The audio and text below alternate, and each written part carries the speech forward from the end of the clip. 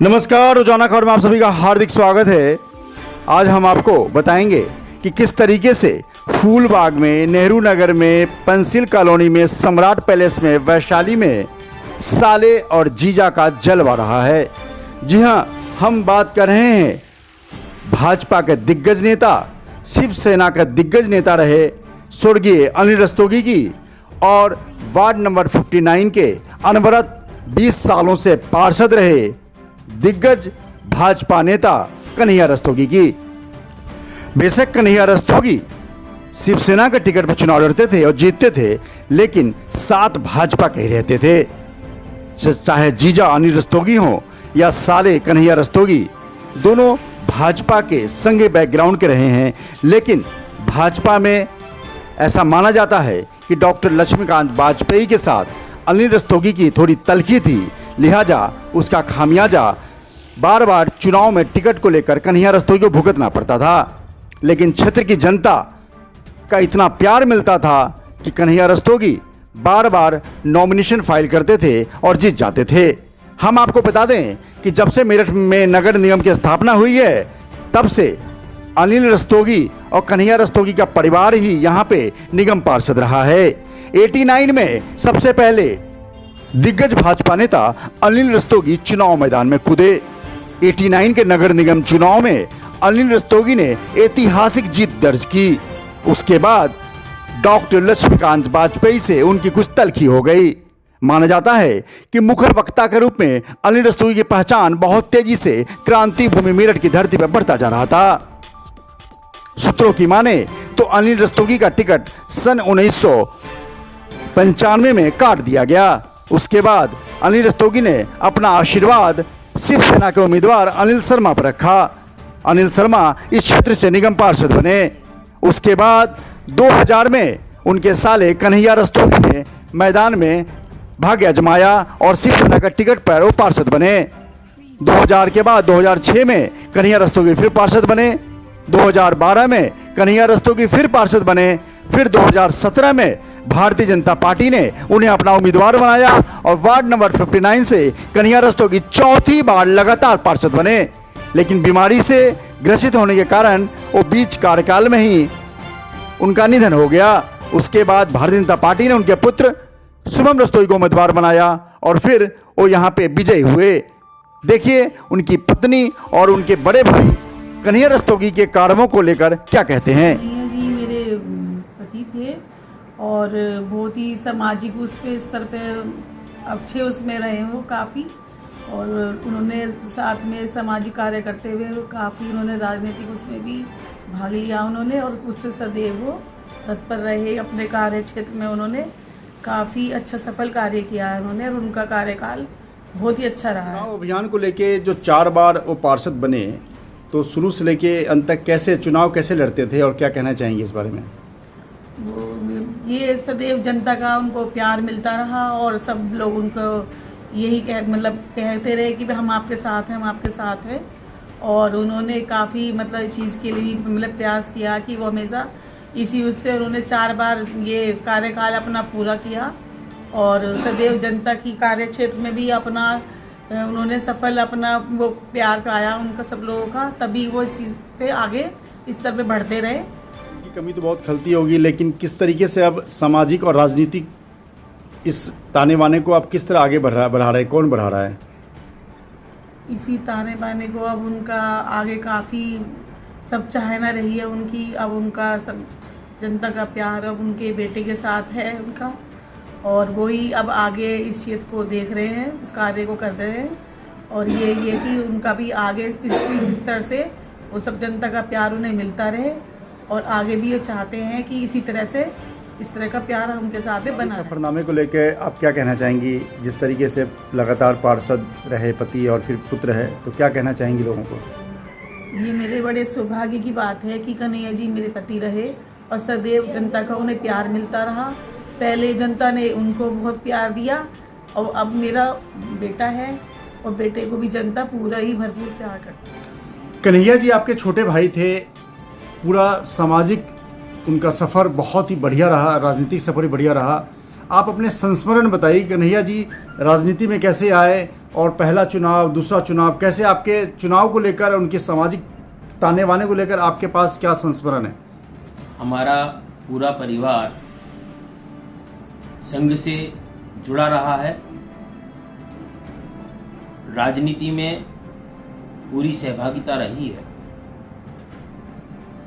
हमारे माताजी पिताजी का समाज में पूर्ण योगदान रहा है।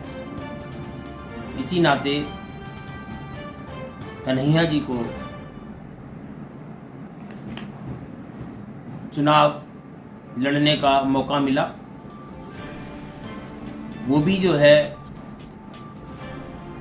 पूरे समाज में सेवा का भाव रखते थे। उनका मन हमेशा यही रहा है कि समाज की सेवा हो। तब उन्होंने चुनाव लड़ने का मन बनाया और उन्होंने चुनाव लड़ा, चुनाव जीते। उन्होंने जनता की पूरे वार्ड में, पूरे शहर में सेवा। किशन कन्हैया जी 2000 में चुनाव लड़े, फिर 2006 में चुनाव लड़े, फिर 2012 में चुनाव लड़े, उसके बाद 2017 में चुनाव लड़े। सभी चुनाव में अच्छी वोटों से जीते और उन्होंने समाज की पूर्ण रूप से बहुत सेवा की। मेरा कन्हैया जी का मेरे छोटे भाई थे, बहुत अच्छा साथ रहा है और उनका मन मैंने देखा बचपन से ही सेवा भाव का रहा है। मैंने उनको माताजी पिताजी की आज्ञा से हमेशा यही समझाया कि समाज की सेवा में बहुत आनंद है। तो उन्होंने अपनी मेहनत से, लगन से समाज की पूर्ण सेवा की। 2017 जो आखिरी चुनाव रहा उनका, एक तरह से देखा जाए, उसके बाद उनको बीमारी हो गई। तो मैं जानना चाहता हूं 2017 क्योंकि ताज़ा मामला है और आप चूंकि चुनाव प्रभारी के तौर पे थे, पूरा कार्यालय देखते थे, तो आप संस्मरण बताइए कि किस दौरान कैसे चुनाव प्रचार करने की कला क्या थी, मतलब कैसे लोगों को दिल जीत लेते थे और कौन सी बीमारी थी? किशन कन्हैया जी हमेशा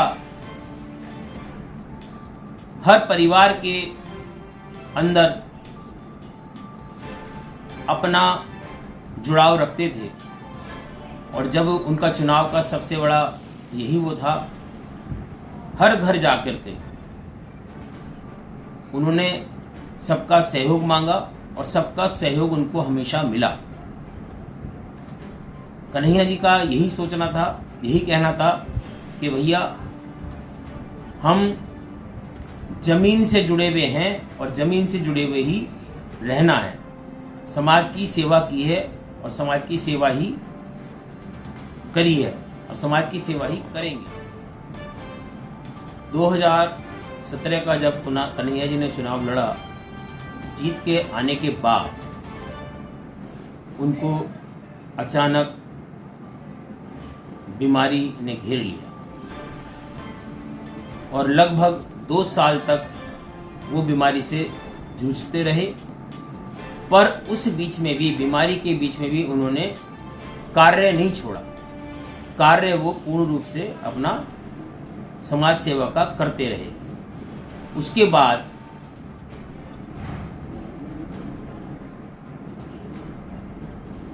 उनका बेटा शुभम रस्तोगी, उन्होंने भी बचपन से ही संघ से जुड़े रहे हैं और समाज में चूंकि वो पापा जी को देखते थे कि किस तरीके से पापा जी सबके संग में जुड़ाव रखते हैं और सबका कार्य कराने में अग्रणी रहते हैं। तो शुभम को जब छोटा भाई किशन कन्हैया भगवान जी की शरण में चले गए तो हमारे ऊपर बहुत बड़ा दुखों का पहाड़ टूट पड़ा। पूरा परिवार हमारा स्तब्ध रह गया। ये एकदम अचानक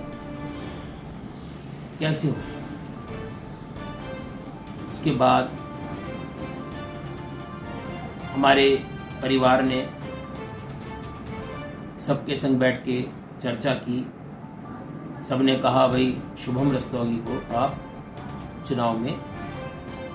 चुनाव लड़वाइए। उपचुनाव की तारीख आई, सब लोगों ने मिलकर के बातचीत की।